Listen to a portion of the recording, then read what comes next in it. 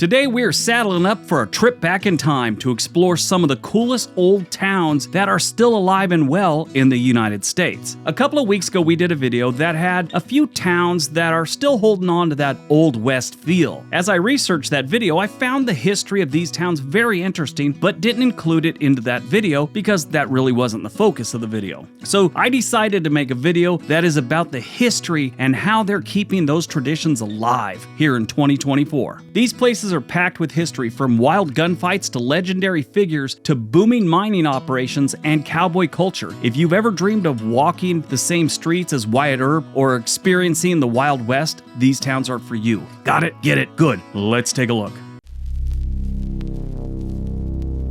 Number 10, Jerome, Arizona.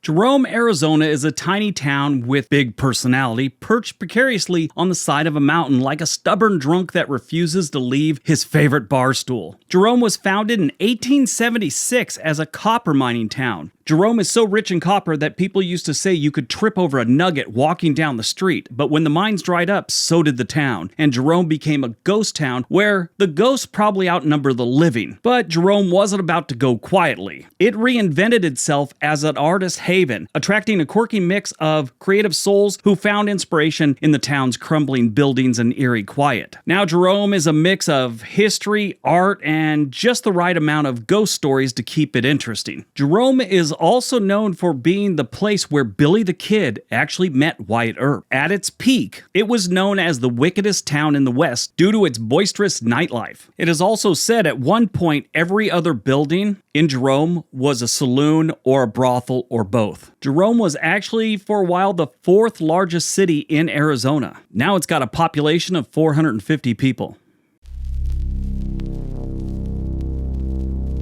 Number 9, Bandera, Texas. Bandera, Texas proudly claims the title of Cowboy Capital of the World, a distinction earned after decades of serious hat-wearing, boot-stomping, and lasso-swinging competitions that the cows were less enthusiastic about. Founded in 1853, Bandera started as a small town with a big personality, mostly because it was the only place where people could out-cowboy each other without anyone batting an eyelash. Legend has it that the town's first mayor was an actual tumbleweed that rolled into office on a windy day, and no one had the heart to replace it. This place was big in cowboy culture. It was where the cattle drives used to come through. Bandera sits about an hour northwest of San Antonio, and at the time was a great place to stop and water the cows. They have a nice little river flowing right by town. Looks like it's dry most of the year, but I'm sure back in the day when not, thousands of people were taking water out of the river, it had a little bit more in there. Today, Bandera is a thriving hub of cowboy culture where the horses outnumber the cars, and the local saloon still serves sarsaparilla strong enough to put hair on your horse's chest. Bandera hosts weekly rodeos during the summer and maintains a strong cowboy culture with numerous dude ranches in the area. They have some pretty cool things here though, like the Frontier Times Museum, the Bandera Natural History Museum, and of course St. Stanislaus Catholic Church. This church was built in 1876. Bandera has a population of right around 900 residents. Number 8, Leadville, Colorado. Leadville, Colorado is a town that seems to have been founded on a bet, one that involved gold, silver, and a whole lot of bad decisions. Leadville is an old mining town that sits about 10,000 feet above sea level. Now, they claim they're the highest city in the United States. Not town, actual city, but the reality is they've got less than 3,000 residents, so that doesn't really qualify as a city. Moving on. In the 1800s, prospectors swarmed this area like mosquitoes at a summer picnic, convinced the mountains were a giant piggy bank filled with precious metals. But instead of a piggy bank, they found a lot of trouble and really cold winters. The town does sit 10,119 feet above sea level. So besides the winter, the altitude played a big part in how rough life was here. A man named William Nye opened the first saloon in 1877, and it was followed by many others. Texas Jack, Buffalo Bill, Broken Nose Scotty, Jesse James, and Tom Horn are all part of Leadville's colorful past. These Wild West ruffians frequented Leadville's notorious red light district. Today, Leadville's history is a mix of boomtown glory and a series of hold my beer moments that somehow led to a lasting legacy in the heart of the Rocky Mountains. At one point, Leadville was the world's largest and richest silver camp. Currently, Leadville has a population of about 2,600 residents. Number 7, Jackson, Wyoming. Jackson has a history that's as rugged and wild as the landscapes that surround it. Originally inhabited by Native American tribes, this remote area didn't see many settlers until the late 19th century, when fur trappers and pioneers started trickling in, drawn by the promise of adventure and untouched wilderness. The town Jackson itself was originally established in 1914, and it's named after David Edward Jackson, a mountain man who roamed these parts in the early 1800s, and I imagine didn't shower often. Over time, Jackson evolved from a rough-and-tumble frontier town into a charming gateway to some of America's most spectacular natural wonders like Grand Tetons and Yellowstone National Park. Today, it's a blend of old-school Western vibes and upscale modern living, attracting outdoor enthusiasts, artists, and a whole bunch of celebrities. It's like every celebrity that wants to get away from Hollywood seems to go to Jackson. The elk antler arches on the Jackson Town Square are a popular photo spot and kind of a symbol of the town. If you see it, you know it's Jackson. Jackson has a population of about 10,500 residents. Number 6, Bisbee, Arizona. Bisbee's one of the ones that was on that other list we had. I think Jerome was too. Actually, it was. Bisbee is a quirky little town with a rich history that dates back to the late 1800s. Originally a very busy mining town, Bisbee was known for its copper, gold, and silver production, attracting people from all over hoping to strike it rich. At its peak, it was one of the most prosperous cities in the Southwest, complete with saloons, theaters, and even a red light district, and the occasional shootout in the middle of the street. One of those shootouts was known as the Bisbee Massacre. A group of outlaws known as the Cochise Cowboys decided to hold up the Goldwater and Castaneda store. 3 of the men went into the store, 2 stood outside. They forced the shopkeeper to open up the safe, and he realized that they had no money in the safe, so they took some gold and some cash there and some jewelry and decided to leave. Well, while they were trying to leave, some of the citizens started asking what they were doing, and then the local sheriff came out, shooting started, a pregnant woman was shot and killed, a few other people were shot and killed, including one man who was just standing there. They shot him in the head. Well, then another sheriff came out of the saloon as they were hightailing it out of there, started shooting at them, but missed everyone. A posse was gathered, and they went after the Cowboys, and they caught them. So they had a trial, and most of the men were convicted and sentenced to hang. One guy decided he wanted his own trial, and he got it. Well, he was convicted of a lesser charge of manslaughter and sentenced to 2 years in jail. Well, that didn't do it for the locals. The locals busted into the jail, pulled him out, and hung him. Bisbee has a population of about 5,200 people. John Wayne actually co-owned the historic Copper Queen Hotel for a while.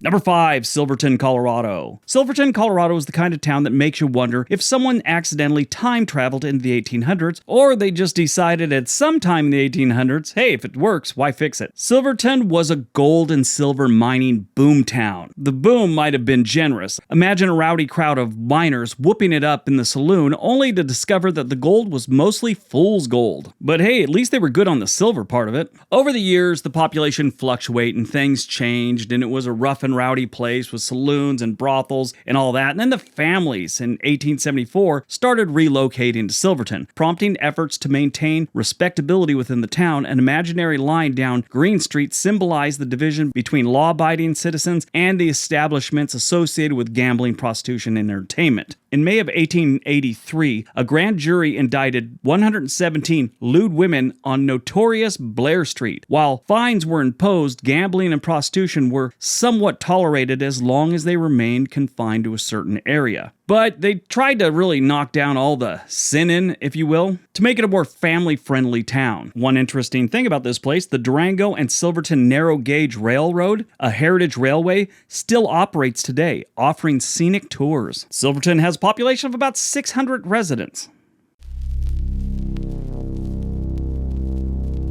Number 4, Virginia City, Nevada. Virginia City is like that wild cousin who shows up at family reunions with the best stories. Back in the 1800s, it was a booming silver town where miners struck it rich, or at least struck something that looked like it might be rich after a few drinks. This place was so packed with folks hoping to hit the jackpot that it made Las Vegas look like a quaint retirement community. The streets were filled with saloons, brothels, and the kind of characters that could probably drink a barrel of whiskey and still be on on time for work in the morning. Virginia City, Nevada has a long history of famous cowboys and other celebrities associated with men and donkeys, including Badwater Bill and Gravel Gertie. Badwater Bill, whose real name was Arnold Frick, was born in Wisconsin in 1912 and worked as a stuntman in Hollywood before becoming famous. He traveled Nevada with his donkey, Gravel Gertie. Mark Twain was actually a news reporter here in the very beginning of his career. Virginia City has a population of 855.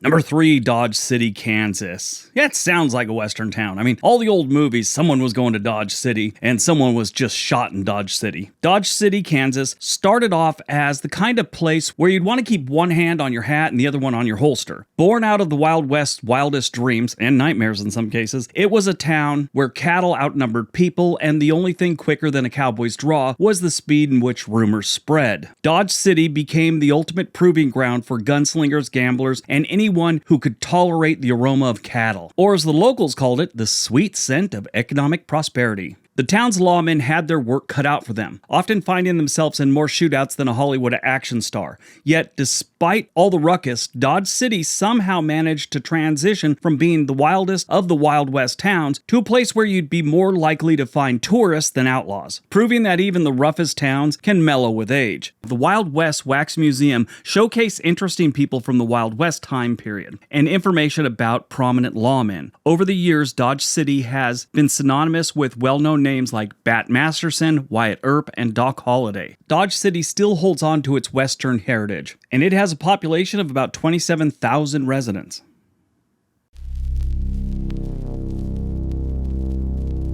Number 2, Deadwood, South Dakota. Deadwood was an insane place to live for a while there. Founded in 1876 during the Black Hills Gold Rush, it was a place where everyone went because you knew you were going to strike it rich there. This town was so wild that even Wild Bill Hickok couldn't resist pulling up a chair at a poker game here. In a tragic twist, this is the last chair he sat in. Yeah, apparently Wild Bill had angered someone at some point, and he angered a lot of people over his life because he was a lawman, but he always sat with his back against a wall wherever he was, like in a saloon, playing poker, whatever. Well, there was only one seat open and he took it, and some guy that he pissed off came and shot him in the back. And that's how we got the name Dead Man's Hand in poker. It's varied over the years, but a dead man's hand is black aces and black eights, so 2 pair. This is the hand that was reportedly held by Wild Bill Hickok when he was murdered while playing poker in Deadwood, South Dakota. Deadwood was home to more saloons than you could shake your 6-shooter at, and if you didn't have a hangover, a bullet wound, or both, were you even really there? This is a town that built a reputation for gambling, gunfighting, and good old-fashioned lawlessness. These days, you're more likely to be dazzled by its historic charm and reenacted shootouts. But all at the same time, Wild Bill Hickok, Calamity Jane, and Seth Bullock lived in Deadwood. Interesting thing, Seth Bullock, who was played by Timothy Oliphant in the Deadwood series, later in life, he actually met President Roosevelt and became lifelong friends, and he was instrumental in getting Yellowstone to become a national park. There's old stories that Wyatt Earp and Seth Bullock had a run-in or something like that, but everything I've read is that's just BS, because Wyatt Earp was living in Tombstone at the time. Anyway, these days, Deadwood has about 1,300 residents.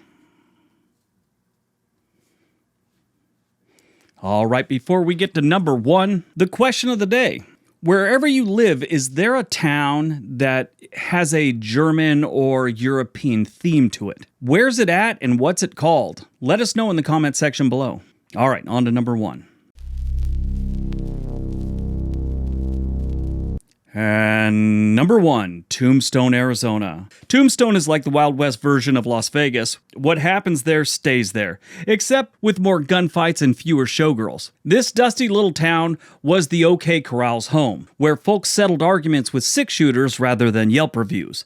Founded by a guy who thought he'd struck it rich with silver, but instead hit the jackpot with tourism. Tombstone quickly became a hotbed for outlaws, lawmen, and really questionable life choices. This place is so wild, they actually call it Tombstone. Come on. The old saying was, tombstone, because if you're not careful, you might end up under one. Tombstone was founded in 1879 by Ed Sheffield, who discovered silver in the area. The historic sites in Tombstone are pretty impressive. Obviously, the OK Corral, Boot Hill Graveyard, and the Birdcage Theater. These days, Tombstone has a population of about 1,300 residents. Alright, that's today's video. If you guys enjoyed it, you'll probably enjoy one of the two videos being suggested right now. Everybody have a great day. Be nice to each other.